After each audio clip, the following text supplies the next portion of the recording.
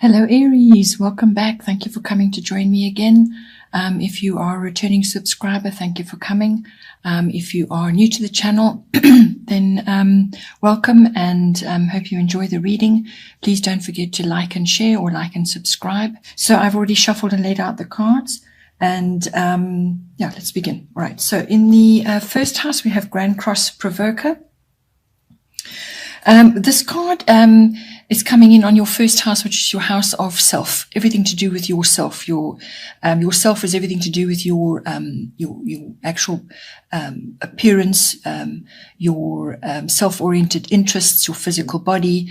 It's also your personal independence, how you are making your way in the world, your daily sort of outlook.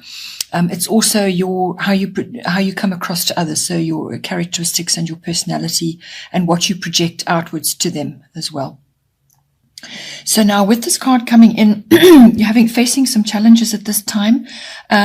This is going to apply, as I said, to yourself, everything to do with yourself. So there's going to be some sort of test of endurance going on, and there will be inner stress over this. It could just be circumstances, many circumstances going on in your life, many things happening. But it's basically bringing about growth through consolidation, timing, and discipline is required, in response to limitations of all kinds. So this is about building your inner strength, using your talents and skills. And in order to do that, you need to prioritize and focus. But you need to use your energy wisely at this time. Get organized. But there is great potential for renewal and success. But it's going to take real effort from you. And it's also about overcoming certain things, whatever you're setting for yourself, on a daily basis. This is connected also to the 12th house. And the 12th house we will get to later, but that's everything to do with the unconscious self. So yeah, some challenges there, but if you apply the basic skills and prioritize and actually really put your shoulder to the wheel and build up your inner strength, you have really good potential of renewal and success here. In the second house, we have Jupiter Abundance, lovely card coming in on your second house, which is your house of income. So money coming in possibly, or abundance in all its forms. Second house is everything to do with your income. It's also to do with your self-worth, and also your value systems, whatever those may be. And it's everything to do with your possessions, what you own, what you value in yourself, what you value in others. And all of these things can be connected to money and income and what you're gaining as well from your resources. So with Jupiter Abundance coming in, it is bringing in a windfall or some sort of increase in your circumstances, success, abundance, which can be coming in a variety of forms. This can be ideas, money, resources, even people. But it's bringing an opportunity for you, a breakthrough of some kind. Also a change of luck, but it could also be strength and faith coming in for you, sort of a bolstering of that, or relief or rescue, or even some kind of divine assistance coming in.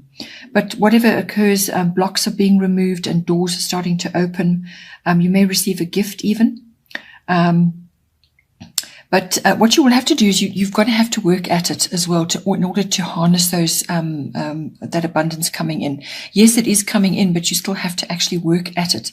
And this is, I feel, what your first house is all about. It's about harnessing these opportunities and really applying yourself in every way that you can to bring it home, to actually anchor it down for yourself. With Jupiter coming in, the downside would only be to avoid complacency. So you've got to take action and sort things out and actually work at these opportunities, and also overspending, since this is one of your money houses. So this could be something to do with overspending as well. Then in the third house, we have Saturn return age. Your third house is your house of communication. It's also the house of documents and contracts, and it's the house of short trips as well. And specific communications for people around you could be in your position where you are, where you work, or to the public in general, but it can also be to specific people in your environment, which could be neighbors, siblings, aunts, uncles, cousins, and relatives. So anybody like that. Any form of communication, which can be verbal, written, and also body language even. So now with this card coming in, Saturn return age. Saturn does return in most people's lives, usually twice.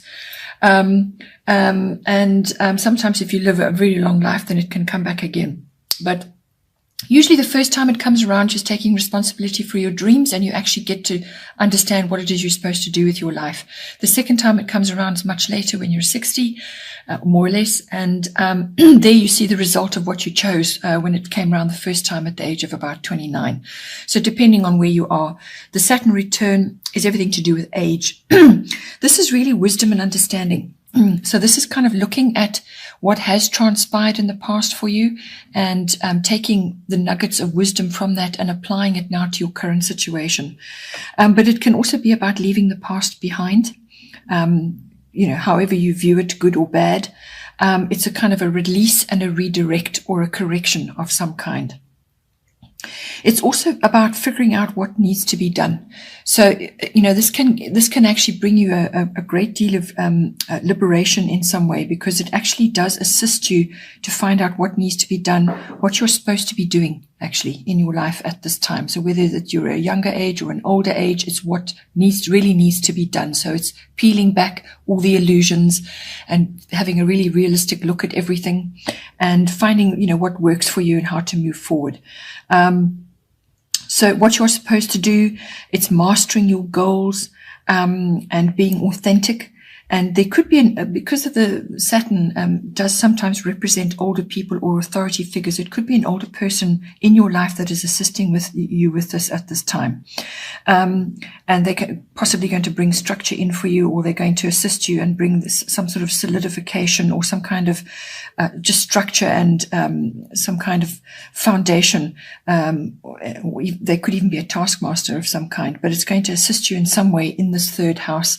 And it's also about being diligent and consistent with all that you do. So this is about discipline as well. And you're going to need all of these skills to harness all these energies coming in at this time. But leave the past behind. Use your wisdom and understanding when it comes to all your communications. Release what's not serving you and redirect your energies now. Then in the fourth house, we have Pisces, I believe. Fourth house is your house of home, your physical home. It's also the atmosphere in the home and the people in your home. And it's also your family, your ancestral roots, your foundation, where you've come from, your ethnic identity. It's your relationship with all of that. So now with Pisces, I believe, coming in, I feel that this is going to be bringing in, what you need to do is just have some faith and trust that things are going to come right in this house. You could be going through a few changes. There could be some things going on, or you just need to hang on at this time. And faith and trust does come through on this card. You may just need to surrender to what is unfolding at the moment. So just be easygoing. Surrender, go with the flow. But at the same time, you will need to maintain your boundaries. You don't want to be taken advantage of or to be seen as, a bit of a doormat. You need to still maintain your boundaries, but be easygoing at this time. There may be no clear path right now, or you may be facing a few confusing circumstances, or things just seem uncertain at this time, or what course of action needs to be taken. So just be careful also with toxins or allergens in the home.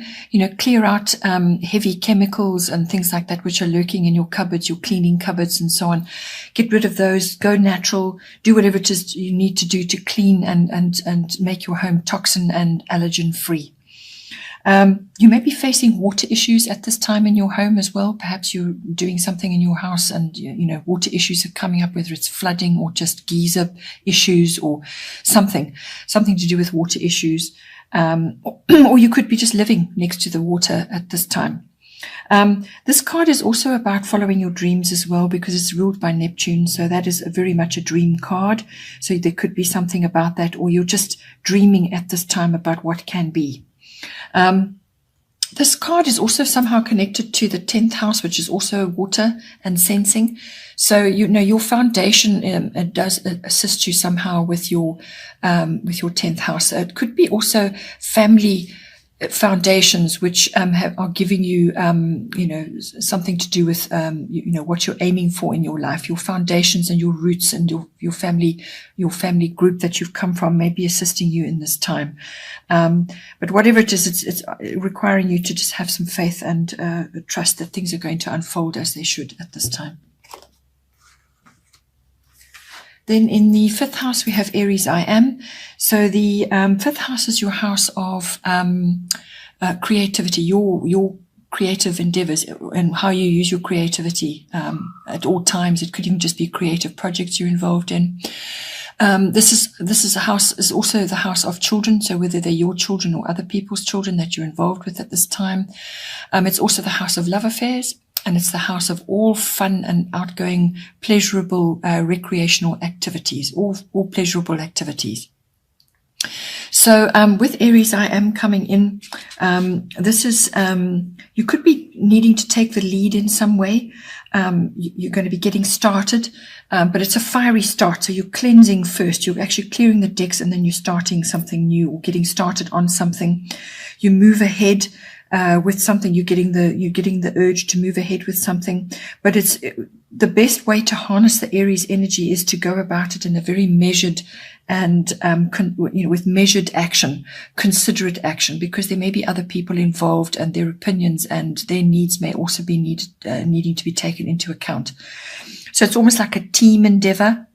If you're in a sort of an activity which is sports related, this could come in for you, where you need to take your other people's concerns into consideration. But it's measured action, disciplined action. So you could be involved in team sports, or you could be facing a challenge of some kind in this house. You may need to be in sort of defense mode or warrior energy coming in for you at this time. But it's a test of will as well. So this is some kind of action which you're involved in. It could be that you're seeing this in your children. Perhaps they are facing challenges or undergoing sports trials and so on, and you need to assist them through that period. So you could be just needing to lead a little bit at this time and kind of pave the way for measured action, disciplined action, but make no mistake, it will be no nonsense, no game playing action that needs to be taken. It's quick action as well. So avoid, rash and foolish behavior in this house. And also finish what you start. Very, very important with this card. So however it comes out for you in the 5th house, finish whatever you start and encourage your children to do that. It could be a love affair you're involved in, or some creative project, or just an activity. But this is all coming in for you in your 5th house. It's a fiery go get 'em card. Then in the 6th house, we have Gemini, I think. 6th house is your house of work colleagues, workplace, and also your mastery of your craft, whatever work projects you're involved in. It's also the house of your lifestyle, health, and diet, and it's the house of your pets. So now with Gemini, I think coming in this house, communication is very, very important for you. So use your words wisely in whatever way is going to be important for you. You need to be quick and you need to be versatile in this house at this time. Also pay attention to what is going on with your work, what you're doing, and keep your focus on that, because with Gemini, sometimes it can be very distracting energy. You'd get restless and distracted easily. So pay attention to what needs to be done and what needs to be said. Okay. Be mindful. You could be required to be multitasking at this time as well. There could be a lot going on. And that comes in with your 1st house card as well. Lots going on, lots of juggling. It's also, it could also be that there's gossip going on in this house. You could be hearing gossip, or you could be being talked about. Other people are talking about you at this time. You could also be in two minds about course of action in this house. Perhaps you've got more than one offer or more than one project going on, and you're just quite not sure how to proceed, or you need to make a decision, or you're just weighing things up, summing things up at this time. But you could be in two minds about it, and feeling a little bit restless about it as well. This card can also bring in technological upgrades. So this can be cell phone, laptop, camera, whatever technology that you use, or electronics even. You could be having an upgrade of some kind there. It could be technology to do with your work, whatever you're doing. Some sort of change is going on. And you need to be flexible and adaptable at this time as well. You could also be involved in writing and publishing of some kind. That could come in for you, or learning new things. All of these aspects are indicated. When it comes to health and diet, you could be with all the multitasking and energy that's required for your first house, you could be facing a few nervous conditions, or suffering from nerves, or burning the candle at both ends, just not resting enough. So just be aware of that. You could be feeling a bit high strung with whatever's going on. So just keep your health in check and try to ground yourself as much as possible. Okay, Aries, hope you enjoyed that. Please don't forget to like and share, or like and subscribe, as this circulated to other people who may need to see this at this time. Have a wonderful month. Take care, and I will see you next time.